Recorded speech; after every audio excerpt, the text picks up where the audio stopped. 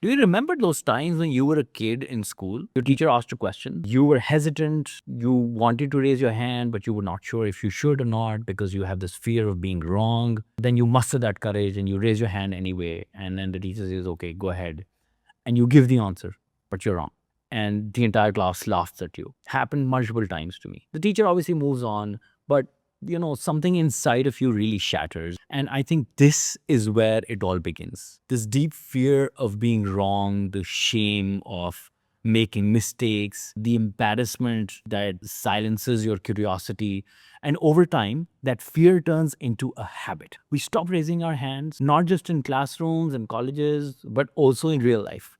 We stop questioning, we stop exploring, we stop protecting our pride instead of expanding our mind. Schools, colleges, universities, they all teach the same thing, sometimes overtly, sometimes covertly, that being wrong is a failure. There are exceptions, but it will never be a policy. Everybody wants to be right because that's how you get the marks, the grades, right? So the truth is that being wrong is how intelligence grows. Every wrong answer shuts out the door to a false answer. And that's how you learn which doors not to open. And that's also how we eventually find the right answer. So know this, it is not shameful to be wrong. What is shameful is to stay ignorant because you were too afraid to speak or learn. Socrates once said that the only true wisdom is knowing that you know nothing. And the smartest people you know or you'll ever meet are not the ones with the most answers. They're the ones with the most questions. They don't pretend to know everything. They listen, they rethink, and they're willing to change their stance if they find out that they're wrong. Real intelligence is not really loud. It doesn't need to win arguments. It speaks to learn. It doesn't panic when it is wrong. It is always going to pause. It will reconsider. It will reflect.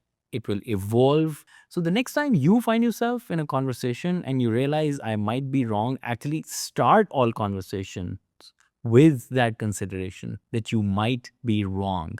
Enter a conversation to know that I'm here to learn. And if I am in the wrong on any of the points that I'm talking about, I will reconsider, I will research better, I will know more, and I will come to the right conclusion given whatever information I have. And don't feel embarrassed about it. Just feel proud because you are the one who's learning. That's what it means to be truly intelligent, to never stop learning, to never stop questioning. And when you do that, you will realize that the more you know, the less you know.